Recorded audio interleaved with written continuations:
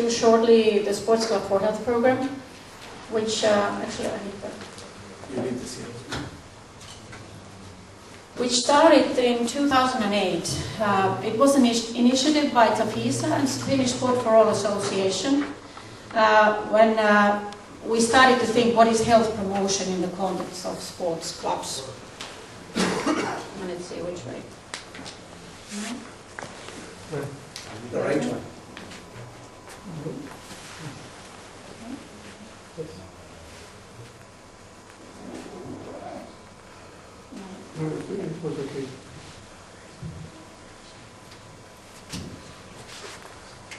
Yeah, the technical issues first. The background of Sports Club for Health, as I said, it started already in 2008.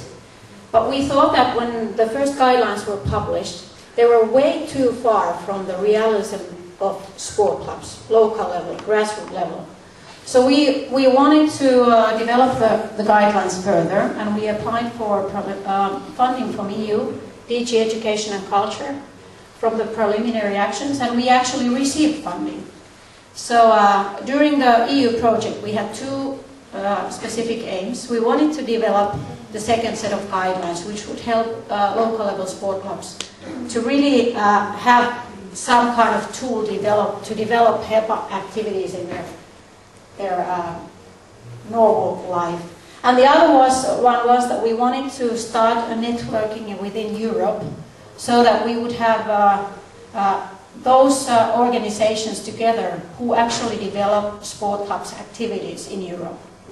And during the project we actually reached these aims very well. And we published a book which has not arrived here. The main man is probably running from Finland to Turkey with the box of books.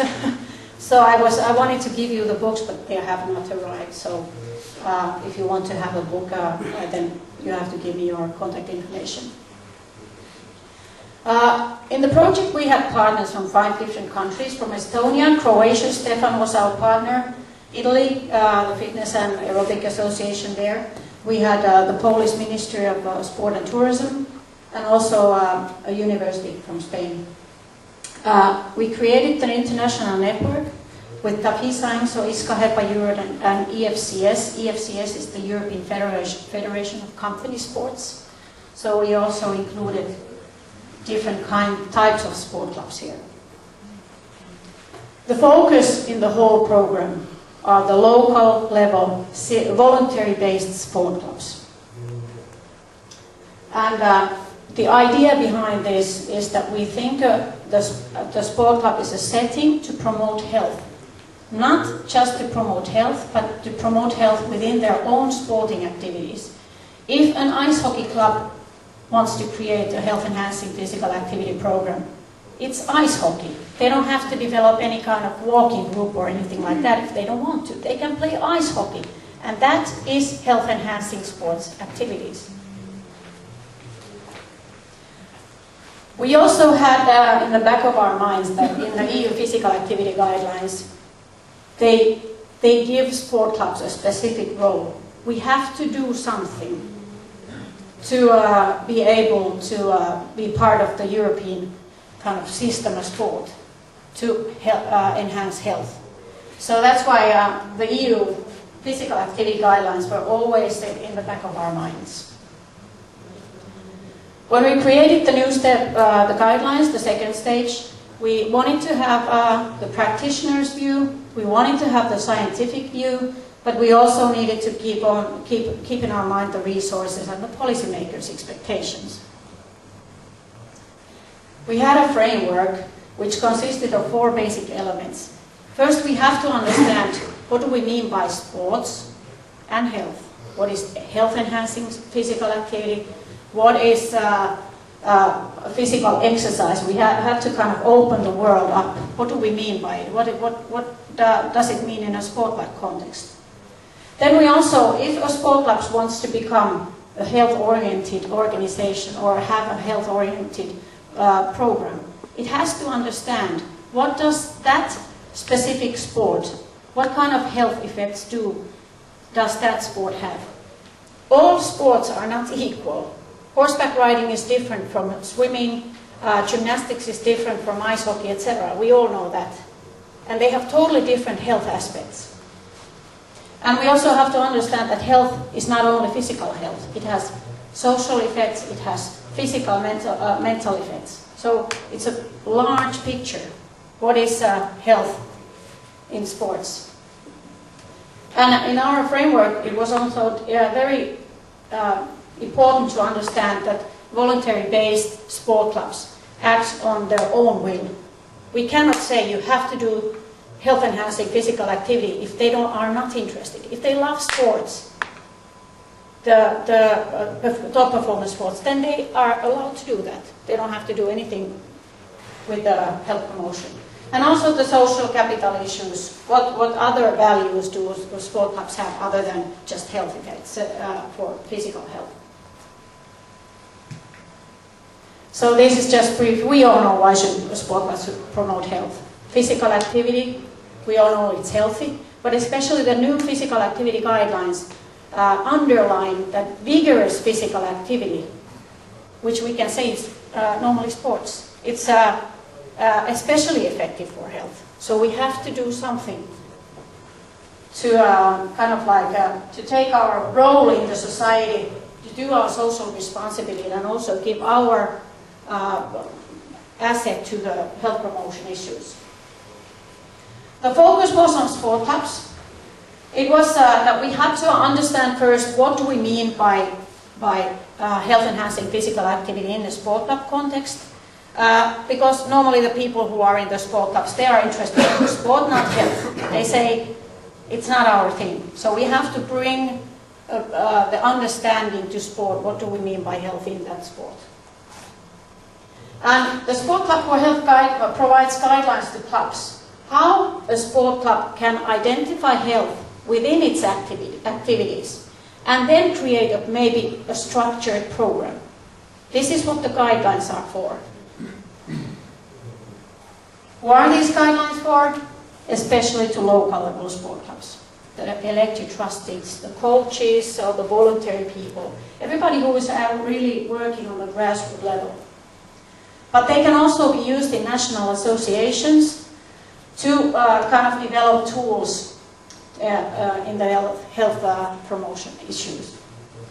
But they can also be used for other stakeholders. So if I had the books here, you would have understood when you read the book, what do we mean by it? There's a lot of information about sports and health. Why should we do it?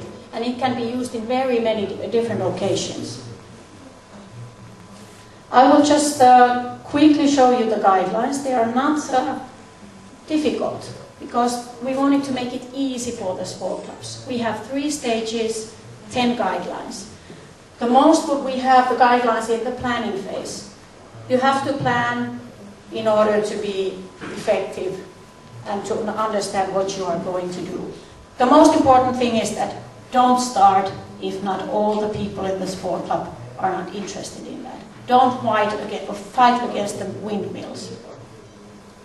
You have to have the motivated people to do it. And you have to understand the quality, you have to have strict or clear aims and how to get to the aims. The second stage is implementing. You have to know the marketing within the club and outside the club. You have to be able to help the instructors, the coaches with the teams.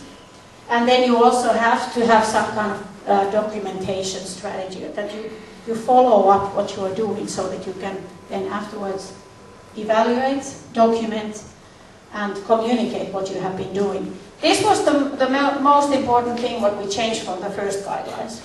From the first set of guidelines, there was a huge package of evaluation for the sport clubs. And I'm a sport club actor. I would never ever have time to do it as a voluntary person if I had to do huge evaluation.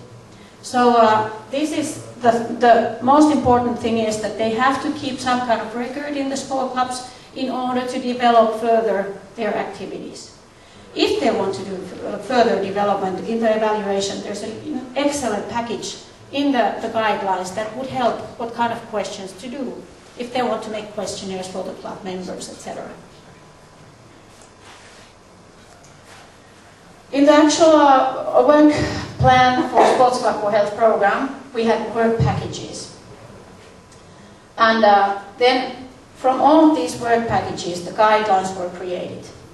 And I wanted to show you this because the guidelines are kind of like a result from huge work.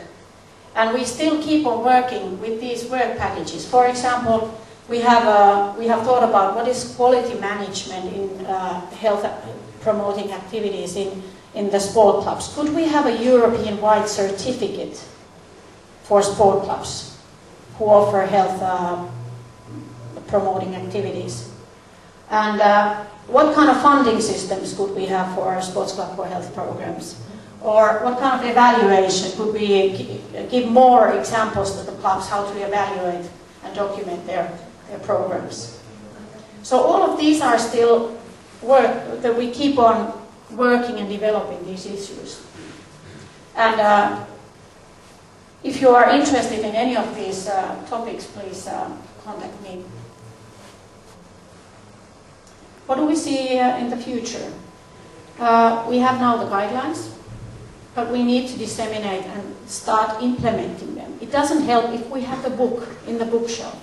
That's what we didn't do the booklet for that reason. We want to see some actions in the grassroots level, but we cannot do it here in TAFISA. ENSO can't do it by themselves. We have to have different routes to all the way down to the grassroots level, the sport clubs. We have to motivate the people. They have to understand what is good about it. But also I remember Finn telling me in the HEPA Europe working group what we have there, that where's the fun?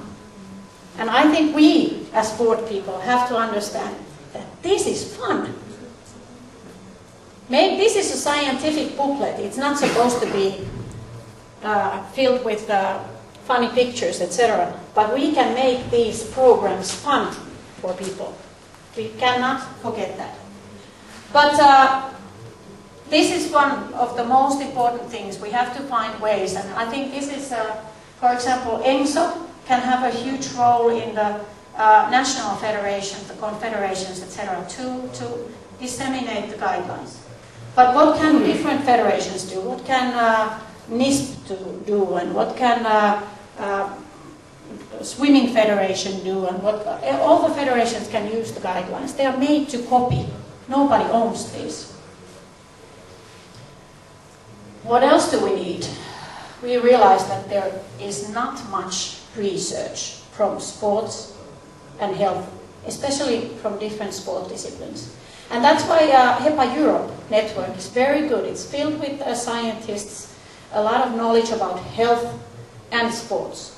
So, for example, HEPA Europe network could have a huge role in this evidence-based information and collecting it, and also all other universities in Europe. And we keep on working with the European network. This is one occasion. ENSO has had Sports Club for Health in their forum. In HEPA Europe we have a working group. EFCS is already thinking, and for example, Stefan here is creating a program already in Croatia to put further the Sports Club for Health guidelines. We will start implementing these guidelines in Finland during the year 2012. Here you see where Sport Club has been this year, and next year we will keep the European network going. And I wish that you all could join the network at some point. I thank you. And because the booklet is not here, you can download it as a PDF, also from the webpage. I still have a possibility for today. The booklet looks like that. So I thank you, and I wish you all the best with HEPA activities in your country.